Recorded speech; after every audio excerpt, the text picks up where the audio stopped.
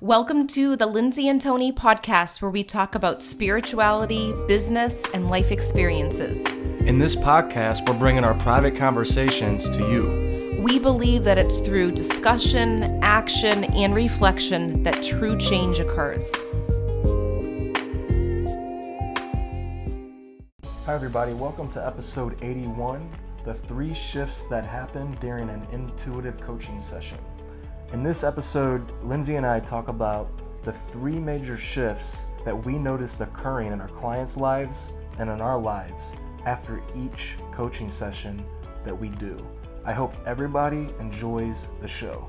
Hi guys, welcome back. We're so excited that you're here. Today's episode is all about the 3 shifts that take place on an intuitive coaching call. And I think this is so powerful when we can use the intuition that we're born with, but also we have a safe place to, be connected with when we're working with a coach. Don't you think? Absolutely, because if you were how I used to think about coaching, I would think, a life coach, what are they going to do for me? Or who needs a life coach? Or I don't need a life coach. I could just watch videos, or I could do this, even though I played basketball my whole life and I always had a coach. Mm-hmm. And then the more I think about it, the more I realize how valuable coaches are in your life. We have them in, actresses have coaching, actors, different professions, sporting professions. They all have coaches, but when it comes to like a life coach or an intuitive coach or deep coaching, for some reason in society, it's not looked at the same. Right. And I think that's important to pay attention to, because when you have someone energetically supporting you, really huge shifts take place. So really, if you think about it, your marriage is a life coaching program.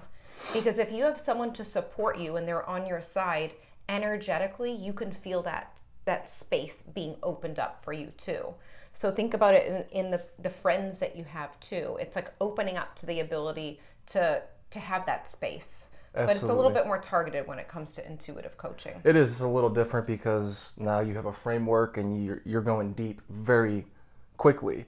But before we start this, I want you to think about, what would it be like if every day after work you went to the street light and you just sat there and you spoke with it. You talked about everything that you're dreaming, all the fears you're going through, all the pain you're going through, all of that, and you just spoke it to a tree, or you spoke to a pole that's holding the light.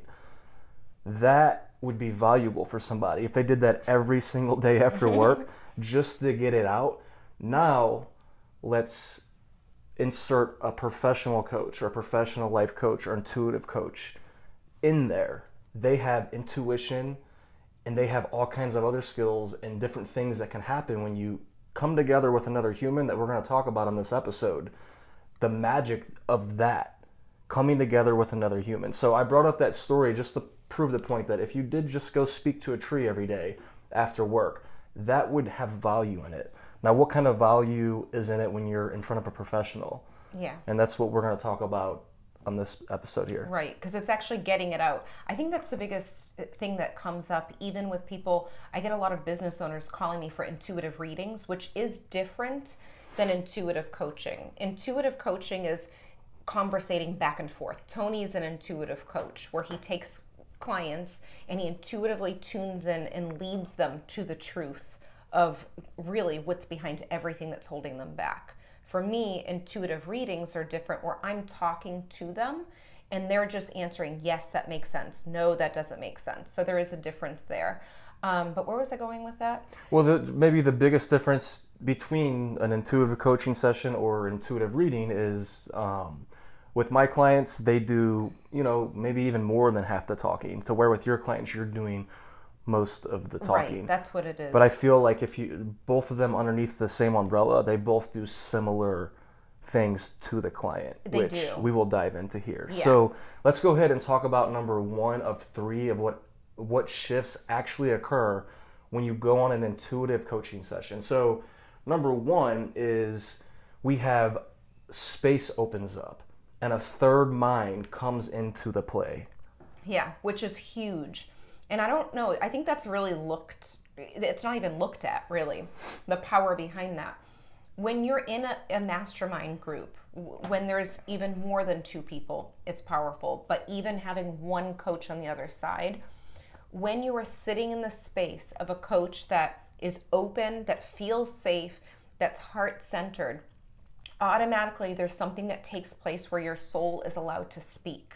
And there is a third mind that comes in, and it's all of a sudden like this clarity bursts inside of you, and you're thinking, I already knew that, but now I'm actually able to speak it out and put it out into existence. Absolutely. All of these insights. So I notice with my clients, all of these different insights and questions about their life and really truths, like Lindsay said, that they already knew start to come up. And I've heard them say that, like, oh, wait, I've already knew that. Why was that pushed so far down into my consciousness to where it wasn't in the forefront? Yeah.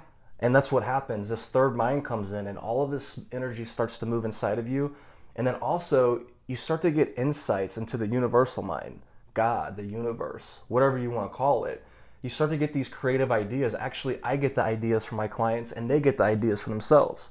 And I'm sure you notice the same thing, to where when you're giving them a reading and you're doing the intuitive reading, they start to have epiphanies as well. Yeah. In the moment, and they probably want to speak a lot. I've heard you say that before. Yeah, they do want to speak up, and at the end of the reading, they might say that was definitely something that made complete sense because it was something that I wanted to do before, or something that came up from my past. And it's interesting because I feel like when those epiphanies take place, I can actually give an example of just working with Tony over the years, because he was my coach when I was going through the process of putting myself out there. When it came to psychic mediumship, I was really scared to do it. I was experiencing tons of resistance from everyone all around me, but also resistance within myself. And I wanted to crawl back into my shell. But he would ask these questions that really got to the root of everything. And it's really interesting where you're like, whoa, how does that connect to years of my childhood, that held me back then? And how does it connect to this time in my life? And it's important to keep on taking action. But it's so interesting and eye-opening when that takes place. Yeah, it is, because all of these ideas and ideas that you might not even want to talk about come to the surface. So it's very private, and I look at it like the water starts running. So if you think of a river and you have a dam there, the dam is stopping the river and stopping the water from flowing, even though a little bit of water is still getting by. And I call those surface level thoughts. Well, the deeper level thoughts, the universal thoughts, our truth, those will come into play once we knock down that dam and we allow the water to start flowing again. And I feel like that's what happens, is this space opens up, the third mind comes in, and then consciousness starts moving and the clarity starts happening. So I want everybody that's listening to this right now just to think about what happens when you tune into a podcast like this. Do you notice that your thoughts start to change? Do you notice that your energy starts to change? So what else do you notice? Think about this podcast compared to other podcasts, compared to watching the news. What kind of consciousness are you in right now watching us? And that's just a little taste of what actually happens if you think very deeply when you sit down and you go very deep with a person, with a professional, I would say. And I want to say that with somebody who is a professional at what they do with coaching, and they're doing it in an effective way.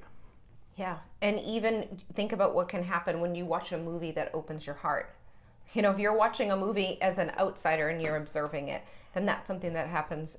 Imagine taking that one-on-one time with someone to actually go deeper. Right. So that opens up the space the same way. So let's go to number 2.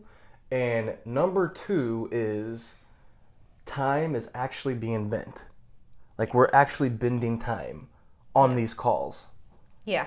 So when I think of like intuitive readings, which is different than the coaching, there is some sort of similarity where I'm tuning into the past, I'm tuning into the present, I'm seeing the past, seeing the present, and then I see the future.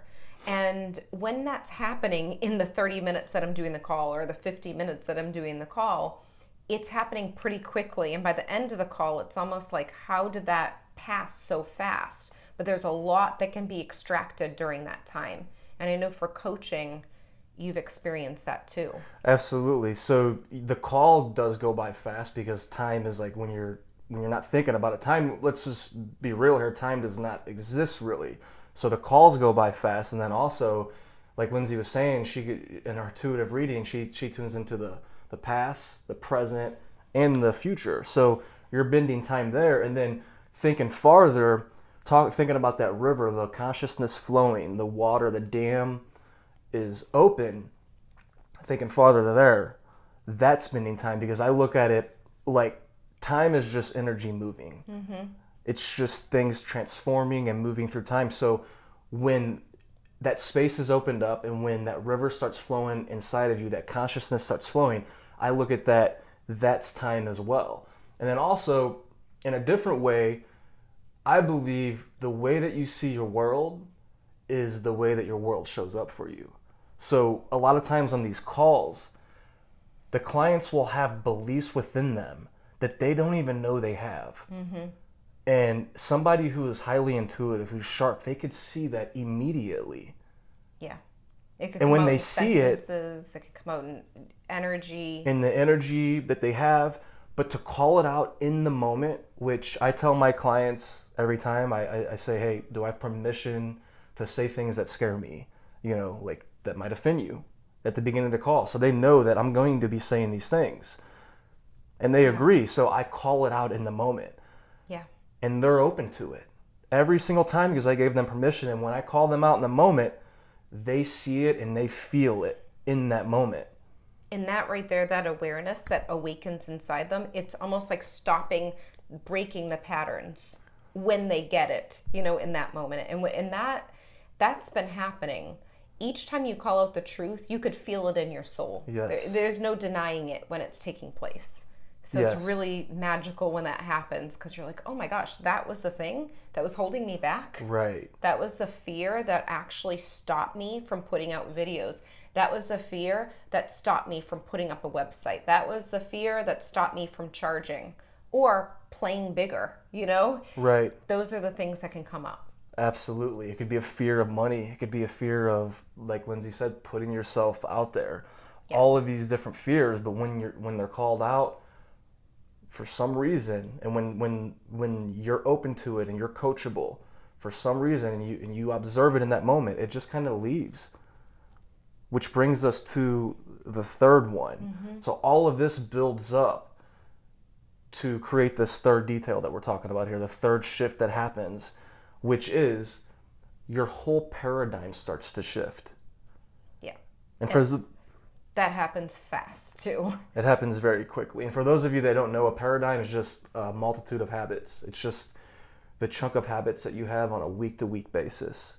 So that starts to shift immediately, I see. Yeah, it's almost like you don't feel interested in the same things, or the things that were stopping you before don't even get in the way. It's like you just full force go out there and do what you need to do to step into your power. Absolutely, because when you observe those fears, when you observe those blockages that are happening, those energetic blockages, and then you start to put the details and the memories, because when that happens, when that fear comes up and you call it out in your client, well, you're also asking them, what memories are you thinking about right now from the past? When can you first, in the past, when can you remember the first time you felt this way about money? When can you feel the first time you felt this way about putting yourself out there?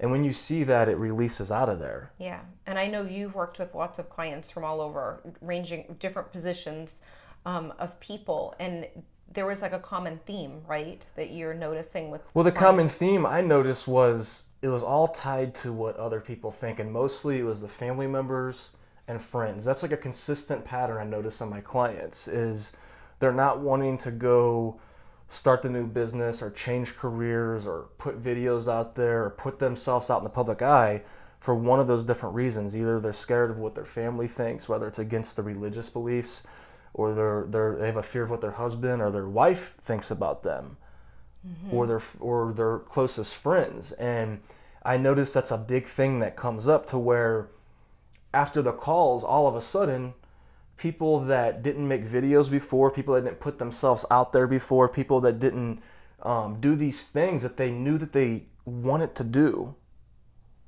they start doing it immediately after the call. Like they start taking massive action after each of these calls. Yeah, so you know that there's energy that shifted within that short amount of time, the 50 minutes that they're on the call. Something's taken place in their soul.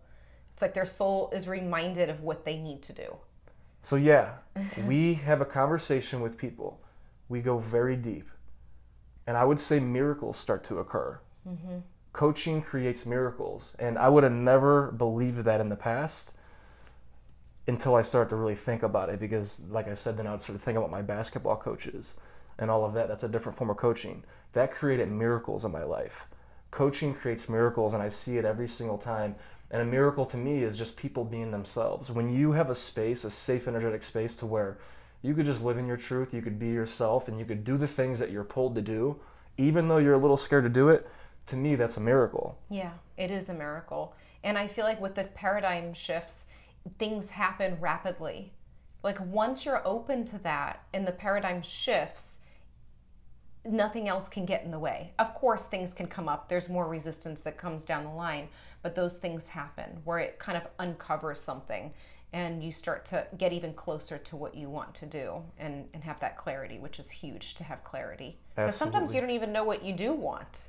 Yeah, and that's a thing too. That's a thing too that this could happen. This could actually tune you into actually what do you want to do? What is your wheelhouse? What is your superpower? What do you have to offer to the world?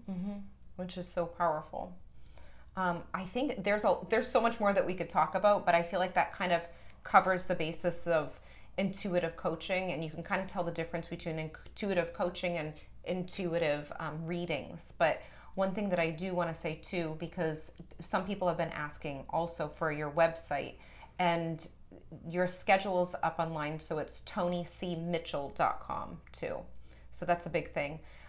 If you have any questions about this episode, write us below, ask any questions that you have. It's amazing what can take place with just an open mind and open heart and just that energetic space and support. Absolutely, and we did the best we could on this show to explain to you what happens during intuitive sessions. But like I tell everybody that asks Lindsay or I what we do, it's something you more have to experience to actually understand the value of it.